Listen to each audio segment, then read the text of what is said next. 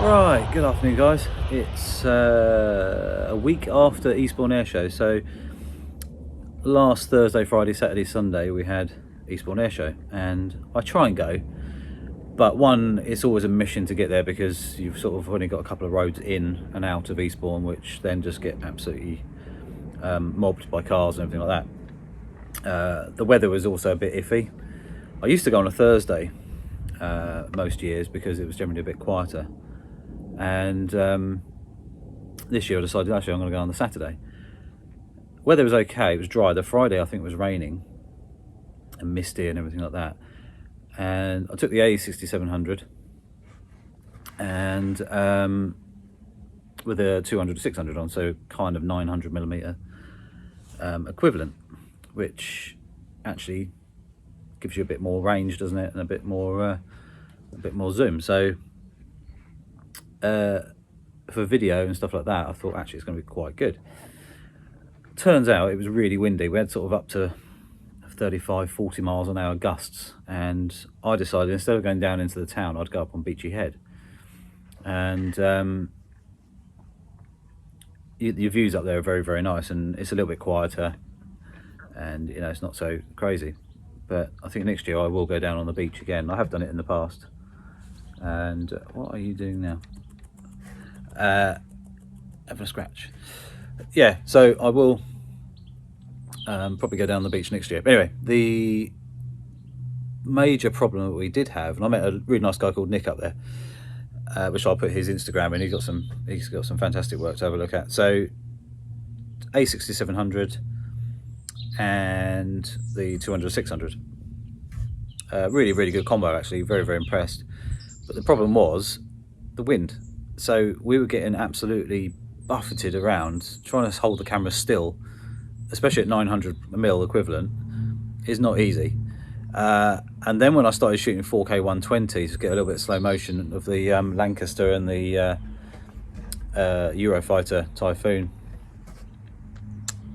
coming past and everything like that, I'm then shooting, because it crops in again, so then I'm shooting at something like 1350, which, okay, that's really handy because I can get even closer. But with the wind basically hitting me from the side, you're sort of leaning against it, so you're trying to counteract that wind, and you know, it was difficult, very difficult. Stabilization was working okay, but it was just very difficult to. He's not making this easy. Tommy, come here. Yeah, wasn't making it very easy to.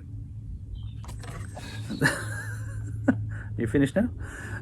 Wasn't making it very easy to hold still. So basically, when you're holding the camera and you're looking up through there, that was a usual Spitfire, but it's not. Yeah, holding the camera up there, you're looking through the viewfinder, and you're literally trying to track the plane. You've got the wind pushing against you, so you're counteracting it. Then suddenly the wind drops a bit, and then you're like this, and it's a constant battle trying to keep the thing steady. Even on a tripod, Nick had his like gimbal tripod there where you could actually hang it, and he thought he just can't move fast enough. And to be honest, so it was just easier to handhold. At one point I sat down on the ground, which was a little bit easier, but then you're still restricted on movement. So it is a bit hit and miss with it all. Still a good day out. And then came the second problem. So wind, a bit annoying, and also obviously couldn't hold things steady for very long. Every now and again I managed to get a good little sort of panning shot or anything like that, and it wasn't too bad, but then suddenly the gusts would come back up again. And the thing is, we're up on top of the cliffs, so we're sort of 600 feet up, and you've got wind and whatever coming round the cliffs and up from down below and wherever. The other problem was haze. So we had huge atmospheric distortion. So when the planes were closer, not too bad. I've got a few okay shots which we'll put in the video, but you'll see some of the video isn't particularly sharp. It looks grainy, and one, the light wasn't amazing, and two, it was just heat haze, or haze of some sort that basically was causing distortion through the air. So basically you couldn't get a very sharp shot very easily.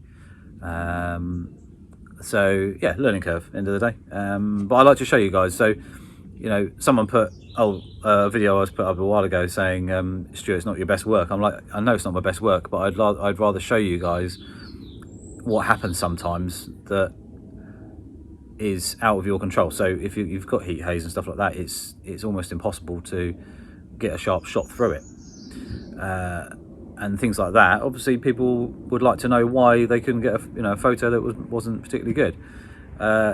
So I'd rather show you the real world situation rather than be sort of smoke and mirrors and hide the fact that I only got a few good shots compared to having loads of shots that aren't that great because of the heat haze or whatever, and the wind and all that sort of stuff that was going on. So I'd rather show you guys that, you know, not every time you go out is going to be amazing.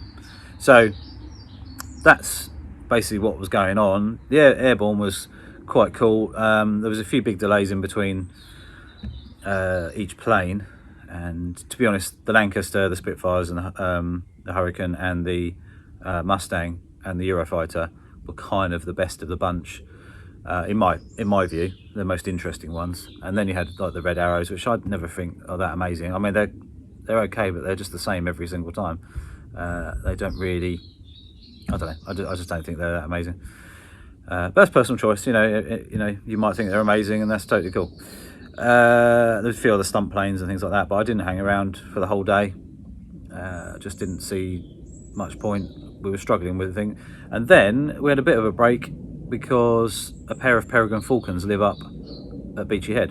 So you've got the lighthouse, you've got peregrine falcons, and they came quite close, and they were hunting and just cruising around, making loads of noise, which made them really easy to find. And then a kestrel as well, so that was really cool. And they were close enough that we could get some quite good shots of them. One thing, Nick runs the Nikon Z8, amazing camera, like all of our cameras are all amazing. And we both agreed that basically it doesn't matter what you own, it doesn't matter if you own a Canon, Sony, Nikon, Fuji, Panasonic, whatever, they're all as good as each other in their own right, but they're all different. So they've all got different little functionalities, they've got this, that and the other. So you case of whatever you want to say about all the different companies out there.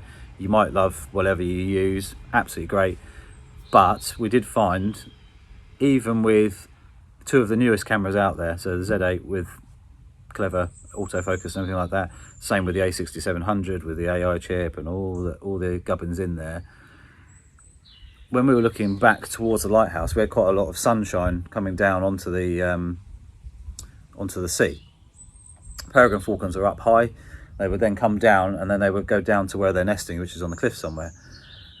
And both the Z8 and the A6700 could not focus on the birds easily once you got some glare. So once you got the bit of that, you know, you get a bit of sunny glare off the sea, and it wasn't ridiculous, but both cameras struggled. So that was interesting to see that even the best cameras out there aren't perfect. You know, there's much technology and everything you throw at it, it's weird because it both happened to us and we both discussed it and we were like, hang on, it's mine's doing it as well. So that was really interesting to see that, you know, like we say, nothing's perfect. So you've got to learn techniques, you've got to try and modify your way you're doing stuff sometimes to get that shot. Anyway, off to the videos. I'm going to do a bit of that's a Spitfire. You're not going to see that, but you can hear it just over there. Probably not in shot. No, it might be. It should be. I'll see if I can zoom in. We get Spitfire coming pretty much every day, or a couple of them. So they're on a flight path from Biggin Hill around. They go over to Eastbourne and back and whatever. So it's a lovely sound to have coming over. Sometimes they do loop-the-loops and stuff here as well, and it's quite cool. But anyway, I will do some voiceover on some of the video because I'll do a little clip and show you the wind, because then you'll understand what I'm on about, and you'll see the fact that I'm actually a really steady-handed person, even holding cameras and stuff like that. I'm generally very steady, and you will see how much of an issue I was having trying to keep the thing following the planes. You know, it's not easy. A lot of people out there have taken their first sort of plane photos and stuff like that. I've been reading on Facebook and stuff, and they've realised it's not easy. Certain things are, certain things aren't. Obviously a jet's a bit easier to get than a propeller aircraft generally, because you haven't got to worry about trying to slow your shutter speeds down to get the propeller below and stuff like that, if you want to take the picture as you know, correctly as possible as such.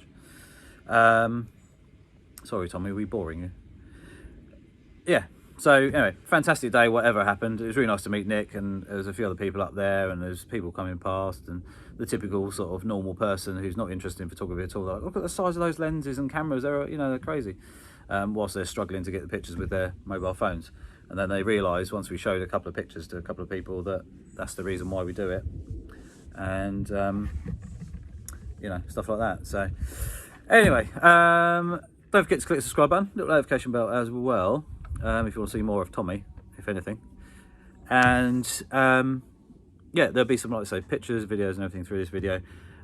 Lots more coming with the A6700, the RX10 Mark IV as well, and the A1. Just kick the camera, Tommy, that's fine. And loads of other stuff coming soon. I've had a really busy week, hence why I haven't been doing any videos, but here comes this one, and hope you enjoy it. See you later. Right guys, as you can hear, it is pretty windy, so walking up onto Beachy Head there, 600-ish feet above sea level, so quite exposed. And as you can see there, that was the view down towards Eastbourne, and again, really windy, and actually the wind got worse, so what you can hear now is nowhere near what it was later on. A little bit of a time lapse showing you the sort of speed of the clouds and off onto the planes coming past. So yeah, the planes themselves, like I said, we had trouble with haze and the wind buffeting me all over the place, same as Nick, he was struggling as well. And utilising the A6700's plane detect, I think the Z8 on the Nikon has got them as well. It locks onto a plane, sometimes multiple planes. It would pick a couple, and it was quite good. Even through cloud, you could sort of, when you can make out the shape, it would still lock on pretty well. Real world situation, if you've got tracking on anyway, it's going to stick with it. It's not the end of the world. With video, it did make a difference, I think, just because it just stayed on that target a lot easier. The major sort of benefits of it though were when you had people in shot and planes were flying past and low, the camera would stay on the plane and ignore the humans and stuff like that, so it was very good. Same with bird detect and everything like that, so shooting with the Peregrine Falcons and the Kestrel and stuff like that, it was just locking on and holding position.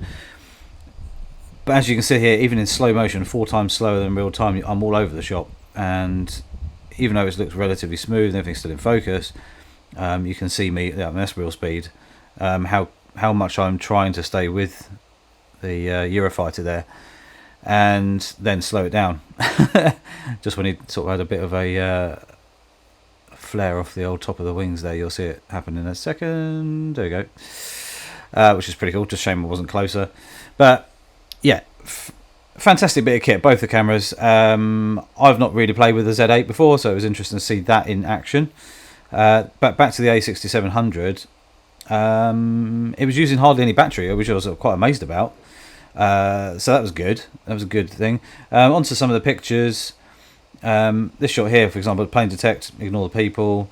The lighthouse, the famous lighthouse at Beachy Head, is looking a bit tatty. It does need a little bit of TLC. And you can see there where the red is, or now the black, you can see it's a bit patchy where the paint's flaking off. And that's only this year or so, I suppose, that it seems to have. I've not noticed it before.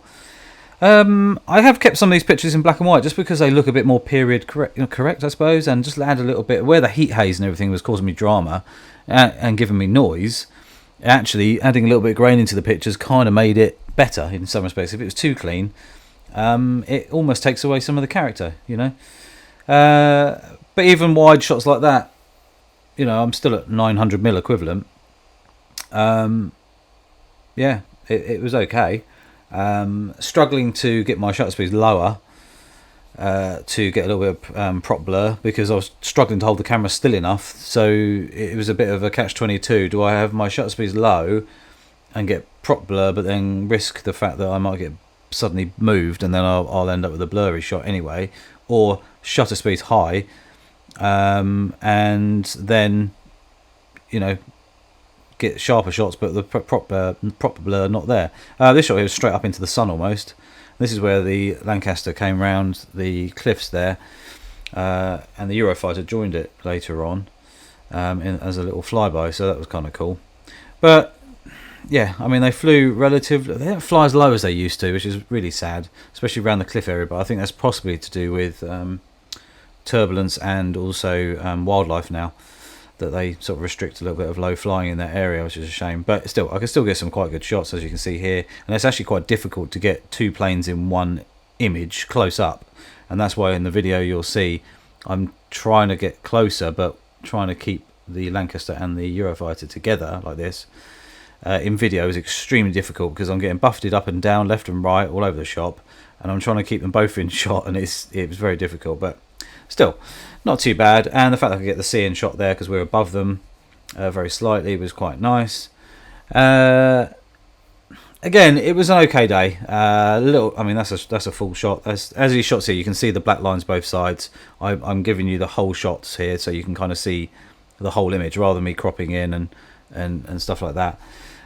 It just shows you that, you know, there was a lot of heat haze there, and it just was a challenging day, which is fine. I don't mind a challenging day, but sometimes it's out of your hands. You can't get what you really want, and it's just part of life, you know.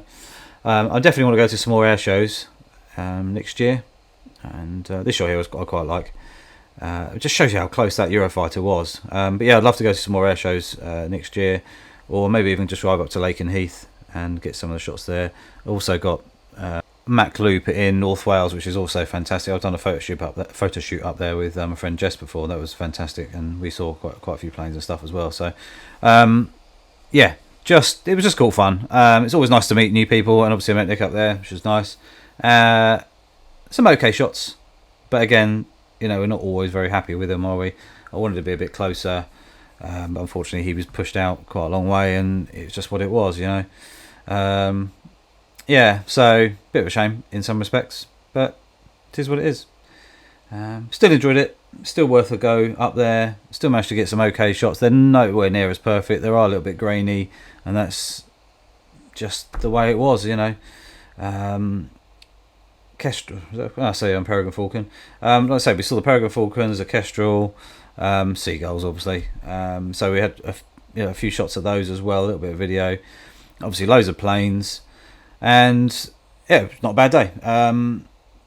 Just a shame of the wind. If the wind wasn't there, I think it would have been a lot better, a lot easier. I still managed to get a shot of this. I'm straight out of camera. You know, a little bit of prop blur. I managed to get down to like 1/320th of a second handheld whilst panning. Then more slow motion stuff with that little dinghy there going out, which is quite cool to watch. But as you can see there, like, I'm all over the shop. I'm not being able to hold it, and I can hold cameras very still. So that was my most. There you can see. Look, that's how windy it was. It's just frustrating, and you know, like we all experienced, or if you're new to it, this is what we will experience. It doesn't always go to plan. You just got to persevere with it. You just got to try your best. You know, learn from it. Adjust your settings. Adjust your techniques if you need to. It doesn't matter what technology you've got in the camera there. Even there, look, it decided it was not going to focus anymore, and just off it went. Yeah, your techniques, you might need to adjust your techniques to actually suit the situation you're in. So, you know, try and brace the camera up against something, which we didn't have. I ended up sitting down, like I said, and I got some better shots, but it still wasn't perfect. But you try things, you know. With Mustang here, you know, you can see there I'm up and down, but that is literally the wind, literally pushing me up, pushing me down, left and right. I mean, the 200-600 is quite a good size lens, and obviously you've got the large. I even tried the sun hood, the sunshade, took it off. That made no difference anyway, so I put it back on. I thought that was going to make enough difference to stop me getting buffered around, but it didn't. And again, you know, some of the times I was okay. There you go, but I'm still moving around quite a bit. But I managed to stay with the plane a bit better. And then suddenly I'll shoot off target completely because I've just got a massive gust just hit me, and it all just goes wrong. You know, sometimes I backed out. Sometimes I tried to stay zoomed in as much as I could to try and stay with them. But as you can see, it was just frustrating in some respects. Nick was finding exactly the same problem, and even another guy, photographer, Brian, he was down on the seafront and he had the 200 or 600. He said he was struggling down there. So, you know, if he was struggling down there on the seafront, I'm up 600 feet up on a cliff. Yeah, it isn't going to be easy. So, yeah, good to see though, and really appreciate the sounds, the atmosphere that they produce. Like I say, as you heard in the beginning of the video, I get Spitfires pretty much every day come over my house, so it's a nice sound. Anyway, I just wish they'd fly a bit lower, and I kind of wish I knew they were coming. You know, because sometimes they're lower than the airplane tracker apps actually obviously go below radar. So yeah, sometimes you just can't see them, they're there, you know, and same as the Chinooks we get as well. We get other military aircraft flying up through the valley and stuff, so it is interesting to see sometimes, but you just don't always have the camera ready, which is a shame. But anyway, here's a little bit more footage as you're seeing as I'm just blurbing. But yeah, the camera worked flawlessly in its own right. I don't really think the airplane tracking is all that amazing. I mean, it works, but would I normally swap into it? No. If I was going to an air show, yes, of course, I would put it on and I'd be snapping away and I'd use it. But for general use, say for example, if I'm out in the garden and a Spitfire comes, I'll just aim and take a picture of it. I wouldn't even mess around trying to turn on the airplane detect.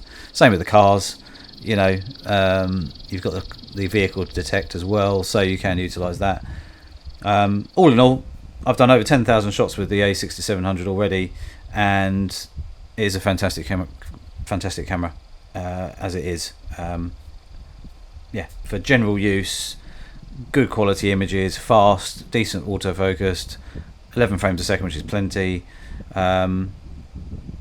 Video clips as I'm shooting them, it didn't even get warm. I mean, obviously a bit of air cooling from that wind, but you know, I was shooting 4K 120 all day, no issues at all. But then 4K 120 or even 60 frames a second, not really going to be filming for that long, because you're just doing more sort of short clips. That's what it's kind of designed for.